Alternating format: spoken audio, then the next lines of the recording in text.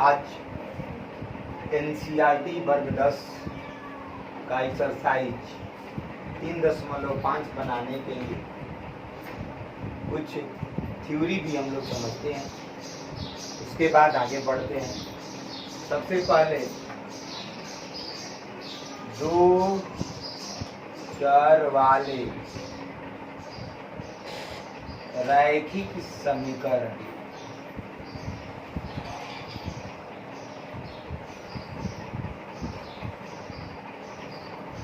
इसमें दो, पहले इसकी शर्त जानते हैं। पहले दो चर वाला रैखिक समीकरण, दो a1x b1y प्लस c1 बराबर 0, ये पहला समीकरण है। और दूसरा समीकरण a2x plus b2y plus c2 बराबर 0, इक्वेशन नंबर 2। इसमें शर्त है, शर्त 1 है कि a1 बटे में a2 नॉट इक्वल अगर b1 बटे में b2 हो तो क्या होगा, तो एक और द्वितीय हल होगा। यानी कि इसका एक सॉल्यूशन जरूर मिलेगा, x का मान और y का मान एक एक मिलेगा। ग्राफ इसका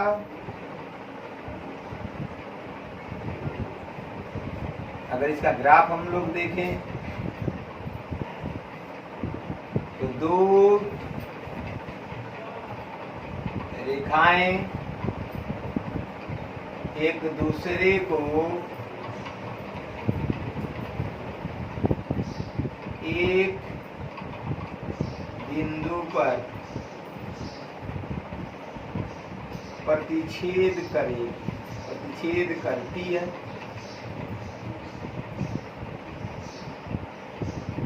तो इसका ग्राफ है कि दो रेखाएं एक दूसरे को एक बिंदु पर, जैसे मान लीजिए कि ग्राफ है, हम x बना ले अगर कॉपी पे ग्राफ पर x और y, तो अगर एक रेखा ऐसे है तो दूसरी रेखा ऐसे होगी और यहाँ पे एक बिंदु पे जरूर एक दूसरे को काटती है।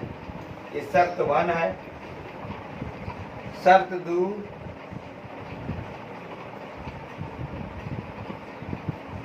a1 बटे में a2 बराबर b1 बटे में b2 बराबर c1 बटे में c2 हो, तब तो इसका अनंत हल होता है। अनंत हल होता है, इसमें अनंत हल होगा। कहें कि जो भी दो रेखाएं हैं, अगर ग्राफ खींचा जाए, ये पहली ग्राफ है, ये पहला रेखा, इसी पे दूसरी रेखा भी होगी या एक दूसरे के समांतर नहीं होगी, एक दूसरे पर ही होगी, संपाती होगी। तो इसका ग्राफ दोनों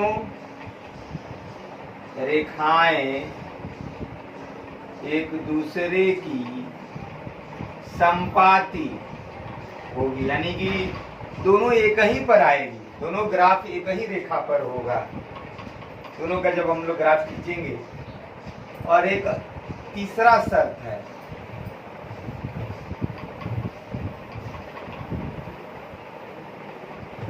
तीसरा शर्त क्या है भाई,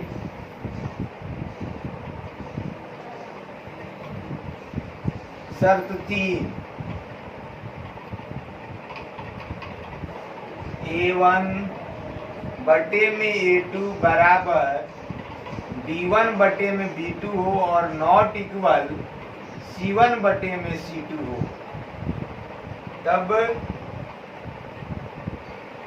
इसका कोई हल नहीं होगा। तब इसका कोई हल नहीं होगा। तो इसका ग्राफ दोनों रेखाएं एक दूसरे के संपाती होगी, दोनों रेखाएं एक दूसरे के संपाती होगी। यानी कि इसका ग्राफ अगर देखा जाए संपाती नहीं, समांतर होगी, एक दूसरे के समांतर होगी। ये हमारा ग्राफ अगर पहला का है तो दूसरा ग्राफ ये है। तो हम लोग को 3 शर्तों को ध्यान में देते हुए एक्सरसाइज 3.5 बनाना है।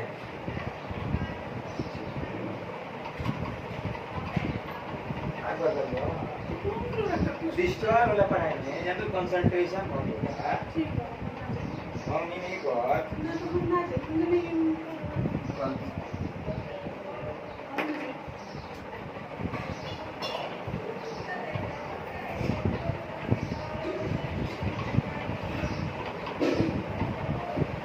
सब दूर काम ना आओ देखा डिस्ट्रॉय बनाना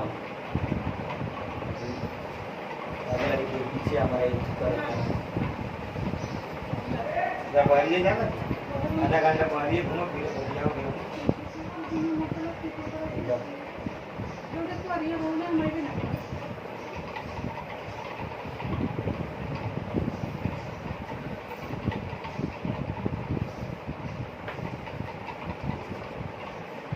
तो आगे चलते हैं एक्सरसाइज पे 3.5 पे।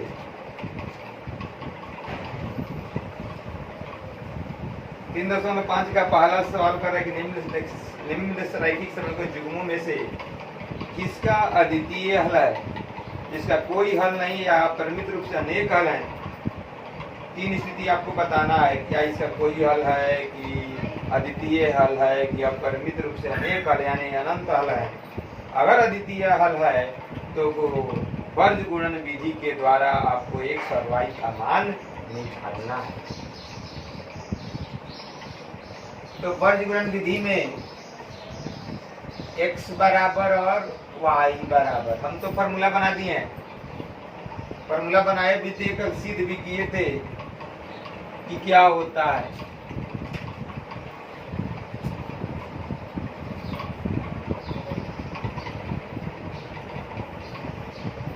तो हम लोग क्या देखे थे कि अगर a1x plus b1y plus c1 बराबर 0 हो, a2x plus b2y plus c2 बराबर क्या हो 0 हो, तो सबसे पहले आपको एक रफ में a1 b1 c1 और फिर एक बार a1 लिख लेना है, a2 b2 c2 और फिर क्या लिख देना है a2।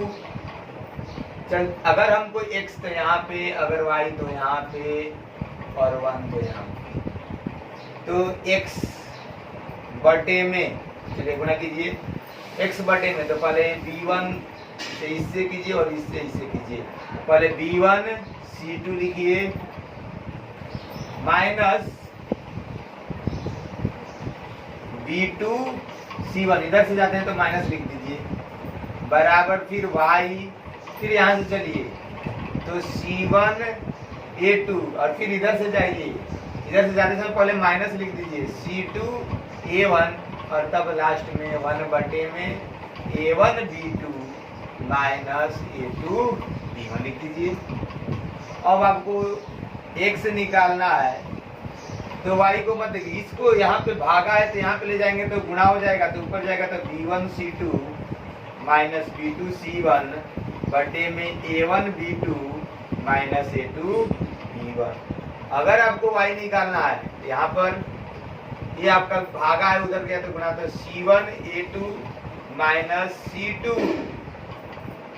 a1 बटे में a1 b2 minus a2 b1, दो फॉर्मूला हो गया। तो अगर हमको ध्यान देना है तो x है, यानी कि x है तो b1 से शुरुआत कीजिए, तो b1 c2 minus b2 c1, x है a को छोड़ दीजिए ऊपर में, y है तो b को छोड़िए और c1 को पकड़िए। तो अगर x है तो b1 हमारे साथ दिमाग है, b1 c2 minus b2 c1, उल्टा बोलना ही है, एक बार 1 तो c का 2, b का 2 तो c का 1, यहाँ पर c का 1 तो a का 2 और c का 2 तो a का, नीचे में दोनों सेम है, a1 b2 minus a2 b1। तो अब चलते हैं सवाल देखते हैं क्या कर रहा है।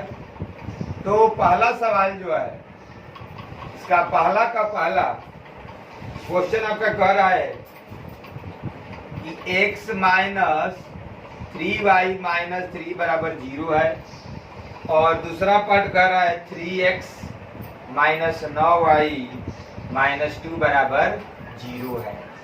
तो सबसे पहले A1 A2 देख लीजिए। A1 बराबर, यहाँ पर अगर आपको तुलना करना है तो यहाँ पे A1x plus B1y plus C1 बराबर 0 लिख दीजिए। इसके लिए A2x plus B2y plus C2 बराबर क्या लिख दीजिए 0। अब हमें x, तो x यहाँ पे x में किससे गुणा है 1 से, तो A1 बराबर क्या है 1। यहाँ पर y है, वहां पर भी y है, तो B1 के जगह पे कौन बैठा है -3, क्योंकि प्लस है वो माइनस है। C1 बराबर क्या बैठा है -3, क्योंकि यहाँ प्लस है वहां पे माइनस है।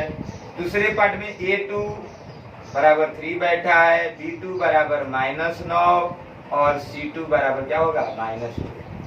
शर्त देखते ही आपको पता चल जाएगा। सबसे पहले एक एक करके निकालिए। पहले A1 बटे में A2 निकालिए। A1 बटे में 2 क्या हो जाएगा 1 बटे में 3 हो जाएगा। फिर B1 बटे में B2 निकाल लीजिए, -3 बटे में -9, ये कट गया 3 के 9, यानी कि ये भी 1/3 हुआ। और C1 बटे में C2 निकाल लीजिए, तो -3 बटे में -2, ये क्या हुआ 3/2। तो हमें क्या मिला A1 बटे में A2 बराबर B1 बटे में B2 नॉट इक्वल C1 बटे में C2, अर्थात इसका कोई हल नहीं होगा, इसका कोई सॉल्यूशन नहीं है। तो अब यहाँ पे आपको सवाल को हल भी नहीं करना है, बस यही उत्तर हो गया। अनंत हल और कोई हल की स्थिति में आपको बस इतना ही तक दिखाना है। हाँ, अद्वितीय हल होगा तब आपको ये फॉर्मूले का यूज करना है और y बराबर है। तो ये हुआ हमारा पहला का पहला। अब हम चलते हैं पहला का दूसरा।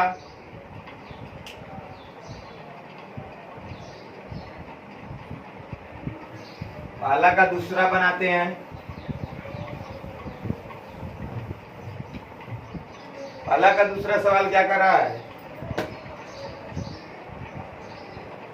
2x प्लस वाई बराबर 5।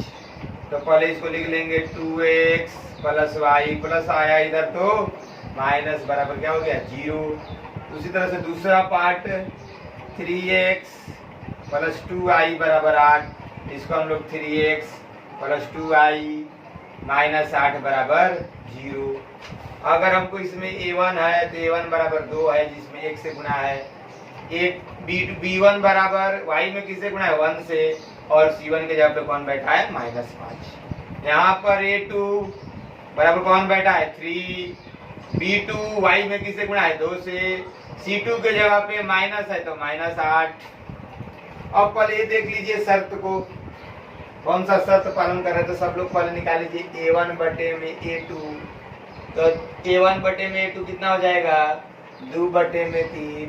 फिर B1 बटे में B2 निकाल लीजिए 1 बटे में 2। फिर C1 बटे में C2 बराबर -5 बटे में -8, माइनस माइनस प्लस। हमें क्या मिला A1 बटे में A2 नॉट इक्वल B1 बटे में B2, यानी कि इसका एक अद्वितीय हल है। इसका एक अद्वितीय हल है। तो अद्वितीय हल है तो x का फॉर्मूला आपको देखिए B1C2।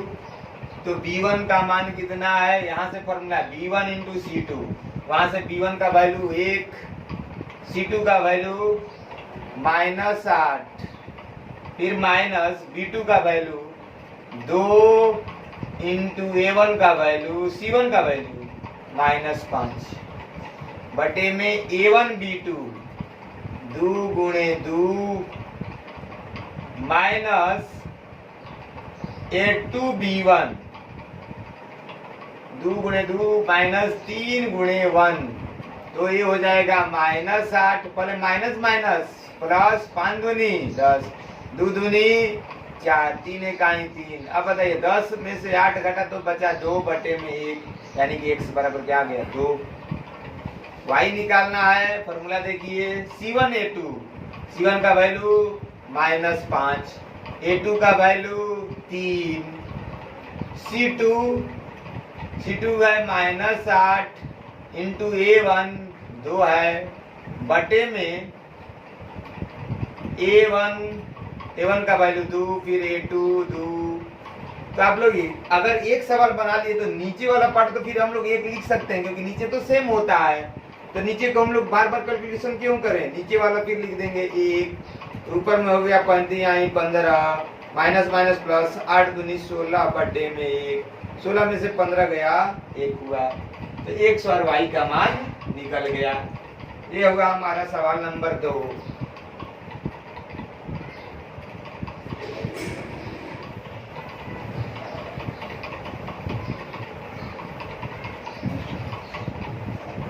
तो फॉर्मूला को ट्रिक से भी हम लोग याद रख सकते हैं।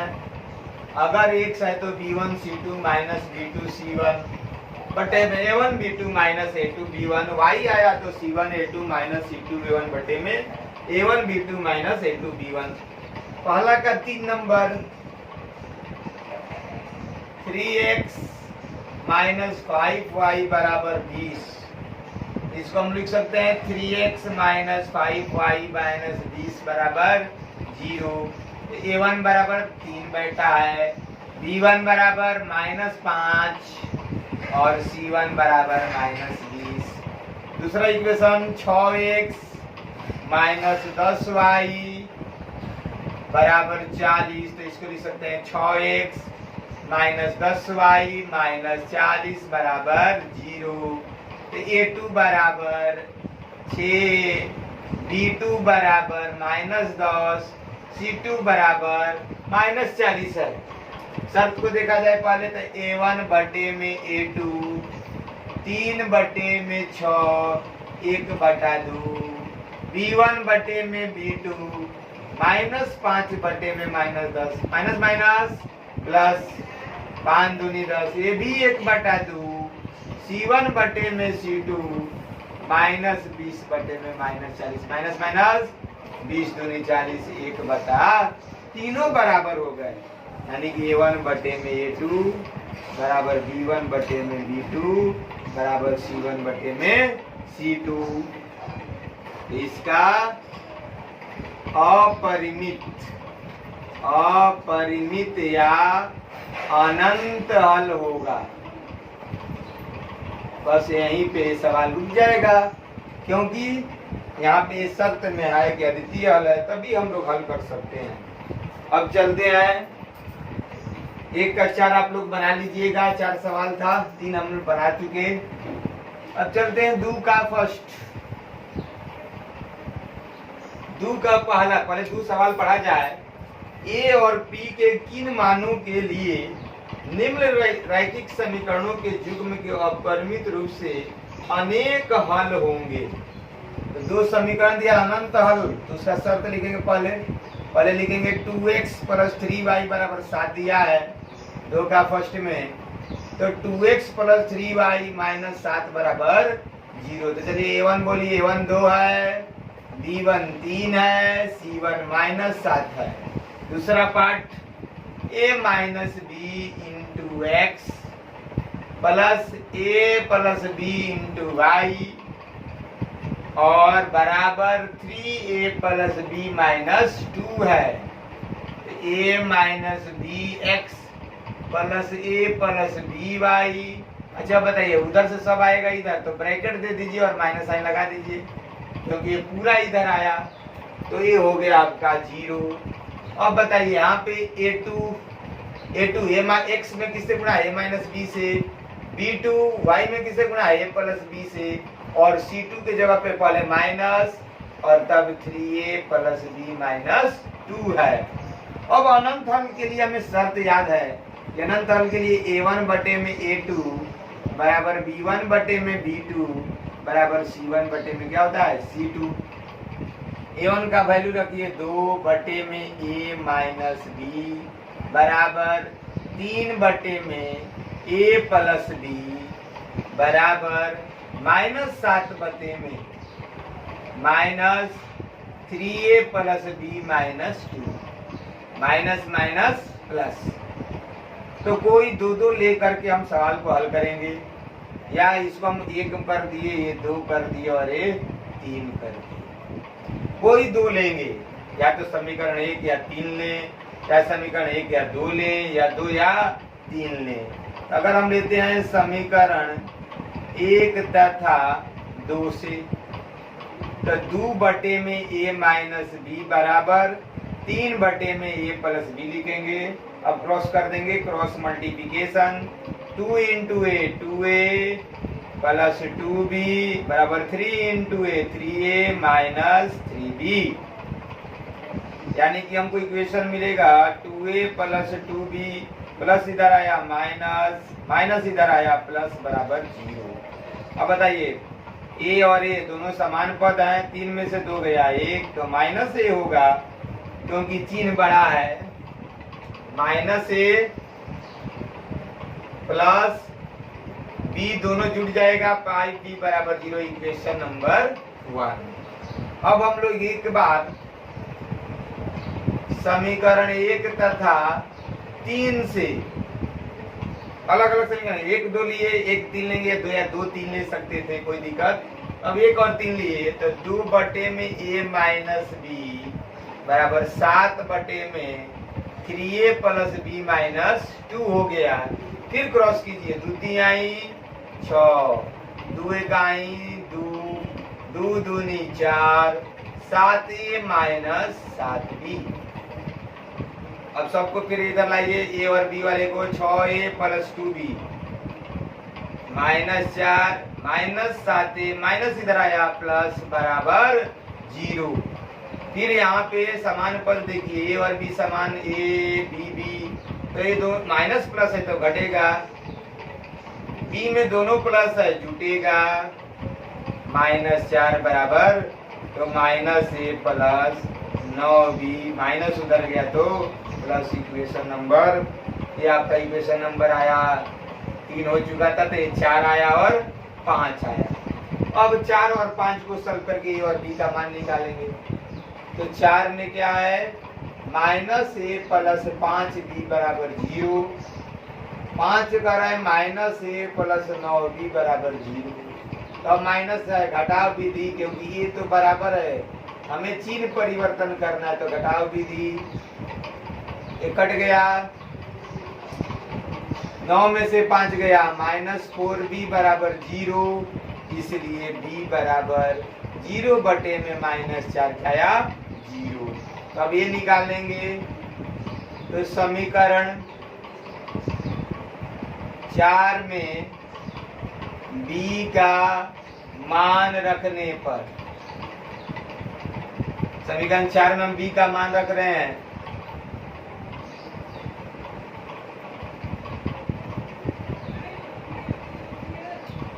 समीकरण 4 में b का मान रखेंगे। यहाँ पे गलती हुआ है, 9b बराबर 4 है, तो यहाँ पे -4 होगा, यानी कि -4 बटे में -4 कट गया तो क्या आया 1 आया, b बराबर 1 आया। समीकरण 4 में b का मान रखने पर, तो b का मान रख दीजिए 4 में, ये -a प्लस 5 गुणे b, तो 5 गुणे 1 बराबर 0, -a प्लस 5 बराबर 0, तो -a और प्लस उधर गया तो माइनस माइनस प्लस a बराबर 5 और b बराबर 1 आया। इस तरह से हमारा अगला सवाल हल हुआ 3.5 में। 3.5 में कौन था सवाल भाई, 2 नंबर में था a बराबर 5 और b बराबर 1। अब चलते हैं 2 का दूसरा।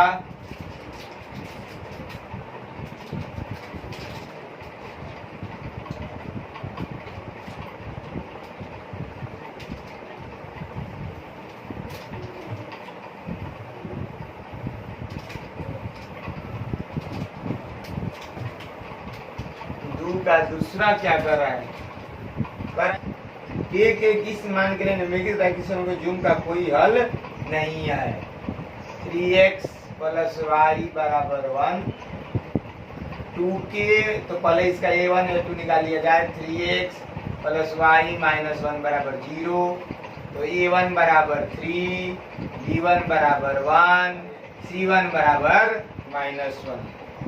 2k minus 1 k minus 1 into I बराबर 2k प्लस 1 दिया हुआ है।